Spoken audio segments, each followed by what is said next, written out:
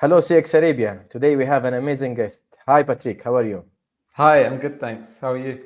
Good. Patrick, just to introduce you to our audience who don't know you, you are having around 15 years of experience on consumer psychology and consumer behavior science as well. So these are new topics for us. It's something mature between neuroscience, very exciting. And what's amazing about your experience, you have taught this in different places in addition to the practical experience between here and the future forecast and building the emotions. You have some kind of this mind games, how to influence people mindset, how to make sure that we understand customers perfectly. And you have authored this book of how to do the new book. I just need to hold on here. I just forget the book name. Just wait. Change your mind, something like this. Just a second. I was read it all the time. Okay. And you have this amazing book, that Free Your Mind book, which is about how to don't let companies and people just manipulate your mind to influence your decision. Do you want to add anything else to our audience, Patrick? It would be a pleasure. I also have another book that came out a few years ago called Hooked, which is about how to make communications more effective with psychology. So how to grab attention, engage people emotionally, and influence their behavior. I will also say the book you mentioned, Free Your Mind, is a Sunday Times bestseller. So that's what we call a nudge in the industry. And one other thing that might be interesting, I was the lead psychologist at a company called Cambridge Analytica for about 6 months. Now, if you've heard of them, if you remember them, I just want to be very clear, I wasn't in the political team. They had politics and they had consumer, but that was very instructive for understanding how to read people from their data points and then use that for targeted nudges. Interesting. And how to nudge people in general, how we can nudge them and make them take the decisions we want, how to influence them. I remember the movie that put sometimes the 33 number on all the cases, then do some gambling games, he chose the same number and he lost. So how to nudge people, how to understand the behavioral science of the consumers or the people in general to affect in different, I would say, political or marketing games, because it's everywhere in our life, right?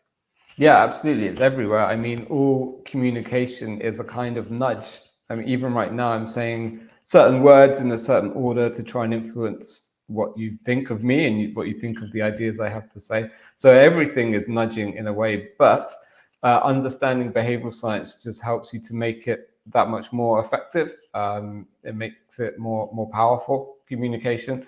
And really a key point behind all of this is what's known as cognitive misers, which is what we all are. So we're all cognitive misers. I mean, we all have very limited brain power for paying attention to the world and processing all this information around us and for making decisions.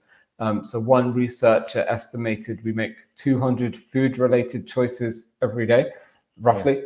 So you wake up and you decide, should I have breakfast or not? What should I have? Should I have it in a bowl or a dish, etc., etc.?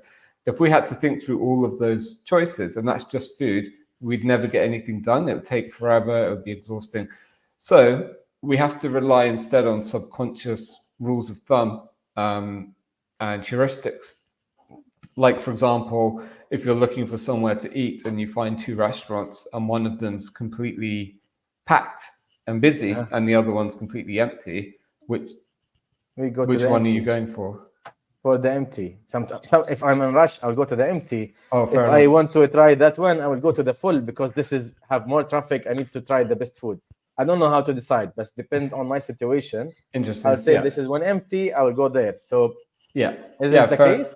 Fair enough. Well, when I say this, when I put this to people in the lecture, I would say like 95% of hands go up for the busy one because of this heuristic.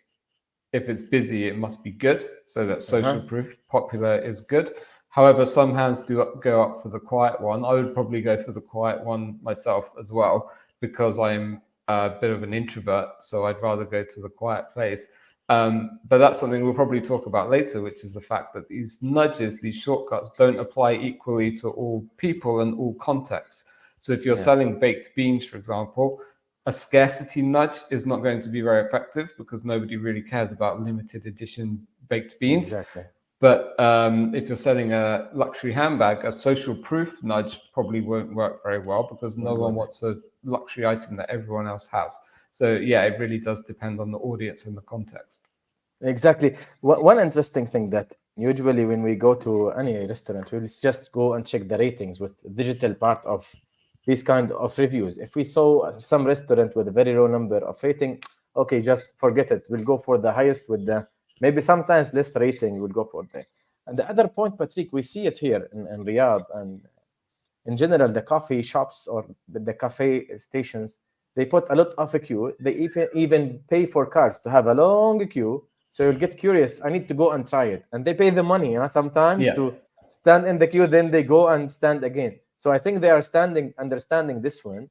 And this is in a very simple meaning, maybe. Yeah, exactly. It's very fundamental social proof. We have restaurants in London. One of them's called Dishoom. It's very, very popular, but there's always a queue of people outside the door, and that acts as social proof. Apple used this quite well as well.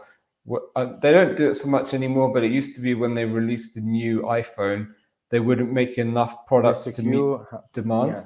So it'd be scarcity, and then there'd be all these news stories, as you're saying, showing a queue outside the Apple store, and that made you feel like, oh, I must go and get it. Excellent. Is this related to the FOMO, fear of missing out, and the scarcity concept as what we just described it? Because sometimes we are fearing of missing this out, really. We need to go there. We need to be with the crowd. We need to be with this category, what you call premiumization for this service or that based on the social class.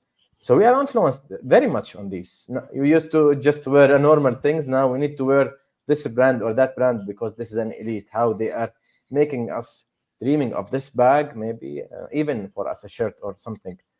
But how we can have the resistance? If everyone is going there, we cannot stop or resist this kind of willingness to go and to follow the crowds, right? Mm-hmm. Not really. There is some research showing you can kind of inoculate yourself against nudges, but I work in nudges and I'm very aware of all these biases, and yet I still would like luxury clothes or diamond jewelry, even though I know it's this bias that's making me value it. So it's a bit like an optical illusion. You might rationally know it's an illusion, but you can't unsee it. And in the same way, you might rationally know that bias is being used on you, but it still has an impact. But there are ways you can kind of resist it. So as I said, inoculation maybe gives you a little bit of protection, but there are other things you can do, like funnily enough, mindfulness meditation. There's some new studies showing that can be quite good because it puts you in touch with your gut instinct and your feelings, so you can be aware of when you're being manipulated and you're less emotional. Also, just disengaging from nudges a bit. So using the TV less, using social media less. For the book, I interviewed a magician and I asked him, how do you not get tricked by a magician? And he said very simply, don't go to the show. And so if you don't want to be nudged, you do need to just kind of pull back a little bit. Also be aware that there are certain states where you're more likely to be influenced. So if you're hungry, stressed, tired, these kind of things, you're more vulnerable to outside influence. So don't, for example, do your grocery shopping when you're hungry or go to the supermarket when you're tired, that kind of thing. This is what happened. What's happening for us all the time in Ramadan. We are fasting. We don't eat. We go before we have the eating time, and then we just got all the market. After we eat, we don't eat anything, and unfortunately, we just keep them in the fridge for days. This is the case we have them. The point is how companies are benefiting from these. How we have got a lot of examples now. The point is how we can do this magic show. I remember in the presentation last year we saw with you on the stage. We didn't see the monkey jumping or the gorilla in that show between the two teams because we were focused on how many times we have the ball is going here and there between the teams, who changed, how many team members. So how companies in real time can do this in more, direct to the point, more, I would say, in purpose on this. Because we see today, a lot of companies, they don't have this kind of behavioral science. Even our marketeers, they are not collaboratively work with other marketeers. The customer experience teams here and there are not getting the right, maybe sometimes feedback. I'm just saying a lot of things. I know, I'm sorry, but I'm very curious. You know, I'm so excited in this area. So how we can be organizationally ready to take actions between getting the responses, do the actions with marketing. Well, hire or consult with a behavioral scientist, preferably me. That would be good. Sure. But so as I understand it, your question is how do you actually use this stuff, right? Exactly. How we implement this within our corporates today from the end-to-end value chain, from voice of customer, customer service, marketing, building the products as well. Yeah, well, it's really key to do some journey mapping and to find out what are the behaviors at each stage, what are the opportunities to nudge people, what are the biases involved, what are the barriers to overcome. You need to talk to the customer really to get those insights first, and then start to hypothesize the behavioral interventions to implement and to test. And of course, data is crucial. In two ways. First of all, it can help with that hypothesizing. So, like you said, voice of the customer, you can do social media scraping, you can do some user interviews, whatever it might be, to start giving those ideas for what biases might be at play and therefore what nudges to introduce. And then secondly, the data is really crucial for checking that it actually works, because it doesn't always work. In one of my first jobs, we tried a nudge that actually made it worse than ever. It didn't work at all. I mean, usually it does work, but you know, sometimes it doesn't, and you have to test it. More broadly, I would say there are three areas where you would apply these kind of insights. One is to engage people, and this is kind of top of the funnel acquisition stuff. How do you get people in and buying the brand and aware of it? And so this is about making your messaging attention grabbing, emotionally engaging, and memorable. And a really key point to remember here is a principle called the brain's bouncer. So the brain has kind of a bouncer or a gatekeeper that decides what goes into your very, very tiny conscious awareness of the world, because we can only pay attention to a very small slice of everything. And this bouncer has a kind of a VIP list of VIP things that it would let into conscious awareness, like food, movement or contrast, like a loud noise you'll pay attention to, personalization, cute things, puppies and babies and so on, surprise, danger. So there are these faces as well. So there are these things we will immediately pay attention to. We have a very nice cheat sheet now, huh? Yeah. It's a good cheat sheet. We'll immediately pay attention to these things. And so that will make your comms immediately attention grabbing and memorable. Then there are kind of short-term activations. These are nudges. How do you get people to, for example, click on a button on your website? How do you get them to download your app from the App Store? How do you get them to buy a product in the supermarket, whatever it might be? And this is where these kind of heuristics like social proof and scarcity come in. So these are very good for short-term behavior change. But then the third point is long-term behavior change, where nudging is not as useful. So this is where you want to retain a customer, where you want to change behaviors in the long term, you know, switch people from one product to another, or get people to quit smoking or recycle or whatever, these big behavioral shifts. And that's less about nudging and it's more about habits. And there's a lot I could say here, but generally there's two main things you want to think about when changing habits, and that's motivation and ability. So you want to make sure people have some reason for doing a new behavior. It can be functional, like to save money, but more often than not, it's emotional, like wanting to feel in control of their lives or part of a group or something. And then you want to make it as easy as possible and remove all friction. But broadly speaking, those are the three areas: bring people in, shift their behavior, and introduce habits. Excellent. Very interesting. I have one question. Our brain bouncers are all similar? We can go from the same VIP list, or it's commonly similar to each other, right? That's an interesting question. Yes and no. I mean, they're kind of evolutionarily hardwired things. So the vast majority of people will pay attention to a spider or a lion or something because it's dangerous, and it's dangerous to everyone. But there are also between group differences. So cuteness, for example, is more effective for women, generally speaking.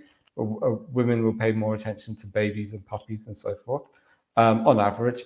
And also personalization is a really big part of this, because we pay attention to things that are already on the front of our mind. And that can be your own name, but it can also be a pop song that you like or a celebrity that you like. So there's celebrities that you'd pay attention to that I probably wouldn't even glance at, and vice versa, I would imagine. Interesting.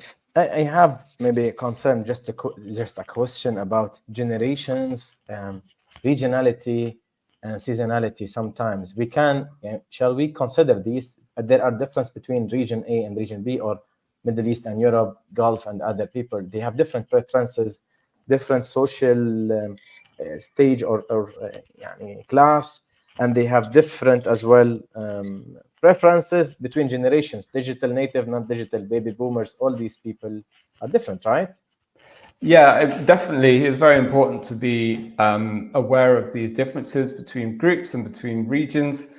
There's two things I would say. One is that, first of all, the psychology principles give you the building blocks, but it's just which ones you use and how you put them together would be different between groups. So, for example, the authority bias is found around the world, but what an authority figure looks like in the UK might be different to what it looks like in Saudi, for example.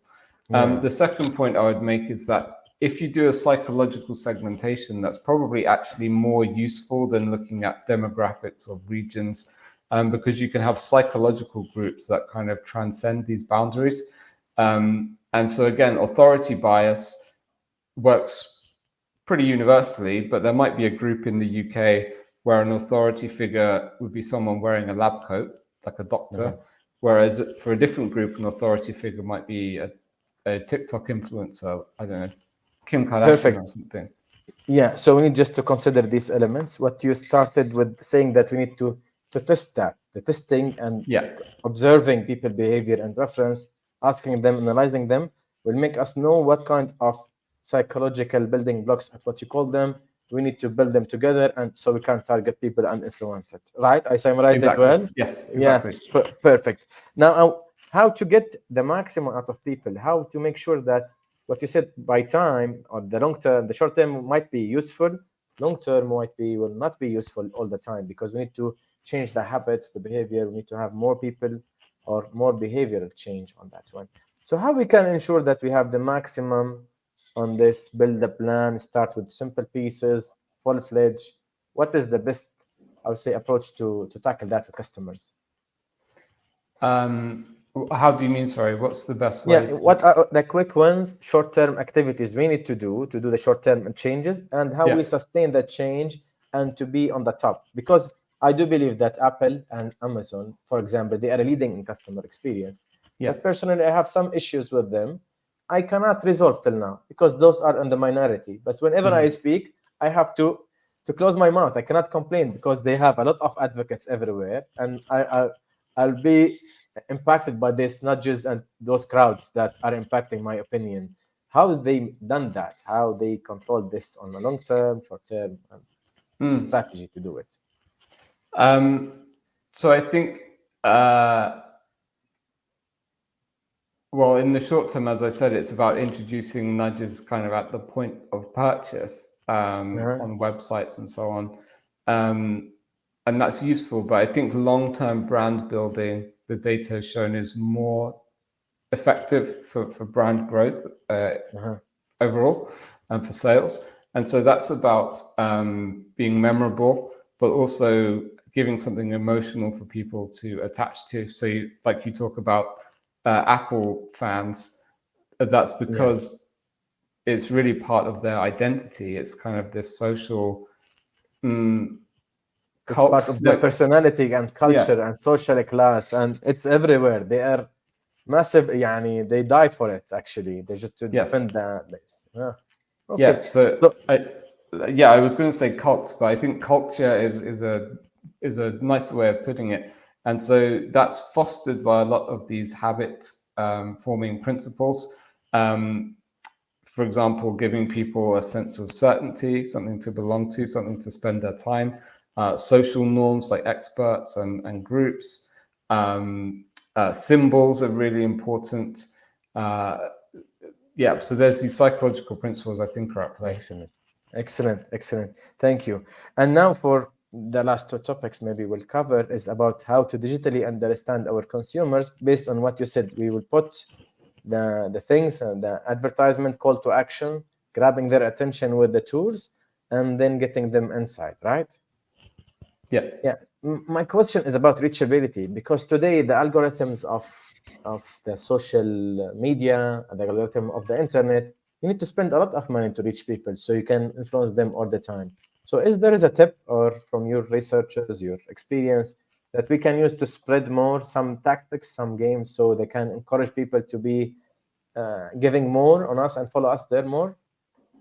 It's much of the same principles that I talked about earlier with the brains bouncer, although there is also this added variable of the platform's algorithms, which are quite hard to decipher. But if we just stick with human behavior, again, it's these things that people pay attention to. So one study, for example, on Twitter found that one of the biggest drivers of virality was negativity bias. So the more negative the content, the better on that platform anyway, because we have this predisposition for threats or danger to pay attention to it. But there are other things as well, like food. As I said, you might see on TikTok these delicious recipes going viral because they're so indulgent. Personalization, again, is huge. And that doesn't necessarily mean literal personalization, but if you can make content about things that people are currently thinking about, so memes or whatever's in the news, popular trends, these things tend to do very well. There's the curiosity effect, where if the title of your article, if your post is a rhetorical question, if it has a question mark, it might do better because people are curious to find out what the answer is. So as I said, there are all these psychological techniques that can make people pay attention. Excellent. And now for our final topic for this week maybe is the launch of the new Gen AI on Omni channels that will be covering everything, the impact. Now you can teach and learn with AI. I see this guy with the video was flirting with the AI lady, as what we said, and she was very impressed that he will promote her and this ad about her. So how we can be future protected with Gen AI, I think it should be there. It needs some time to be mature enough to rely on for all corporates, but from your point of view, how we can react with Gen AI, how we can use it to the maximum benefit of our corporates and consumers as well. Yeah, so there's a phrase about going bankrupt, which is that it happens very slowly and then suddenly all at once. And I think the same is true of these technological advances. They are things that have taken thousands of years and now in this very steep exponential curve of growth. I mean, you can make music, like really good high quality songs, by just entering a prompt and waiting a minute. It's quite incredible. So it's really important to kind of stay ahead of this. Otherwise, I think you'll probably be taken by surprise. And how you can use it, well, I think there are a few areas. One is brainstorming is really useful at the minute. Just getting ideas for how you might help customers, how you can improve the customer experience. Just brainstorming, it's really good at that. Also for analyzing and interrogating research. So you could upload interview transcripts to a GPT and then ask it questions, or you could even get it to pretend to be the voice of the customer. So you can have a conversation with your average customer, which is quite cool. And also it's very useful for personalization. So you can create personalized user experiences at scale now. You can create personalized music, video, imagery, text very, very easily. So if you have a particular customer group and you know, for example, they're extroverted and they're really interested in skiing and they're a certain demographic, you can create content that will vibe with them, that they'll like that really, and then you can test it and see if it works, and if not, make something else. Interesting. And I think my brain bouncer when I see all this Gen AI, the top 100 tools, top 10 tools, I don't know. I'm using a lot of AI tools these days, but my brain bouncer now are blocking them. So Personalization and analyzing the data maybe will target me easier, will make me one of the users of this one. Corporates as well. I think the people there, they need to be more mature to handle this and try, as what you said, to do more brainstorming how to use them and benefit from them, where to start and how to go. Excellent. Before we conclude today, if you have, we always ask one advice to our audience, how they can read more, because I'm sure that behavioral science and consumer psychology is a very wide ocean, I will say, that we need to learn a lot. What you advise us to do, rather than I personally advise to follow your personal behavior scientist, because you have a lot on your newsletter and you talk a lot about these, the messages, the layouts, and all these things, how to get people hooked, how to do the nudges. But what kind of specific from Patrick as a solution or recommendation for us? Yeah, absolutely. I mean, follow me on LinkedIn if you're into LinkedIn, because I share behavioral science insights in a digestible form quite often. Also, please feel free, obviously, to check out my book, Hooked, which has a lot of this stuff around how to make things attention grabbing and engaging. But there are some really good newsletters out there as well. There is Ari, which is good, which is ARIYH, and then Caitlin Bourgeon, I think her name is. She has a great newsletter as well. So these are really nice ways to kind of stay up to date with bite-sized updates. Excellent. And I see that always you share a lot of content. Personally, I benefit from them. I see a lot of trends, a lot of consumer psychology and behavior change insights. Thank you for being with us, Patrick. It was a very rich episode. For sure, we will get back to you on this. It's just a glimpse on how we can be nudge proof, at least a little bit, as a consumers, and how as a corporate we can benefit from these techniques and tactics. In a nutshell, we need to go and just learn more about them. It's an eye-opener, and it's a very interesting topic. Thank you for being with us. My pleasure. Thank you. Thank you.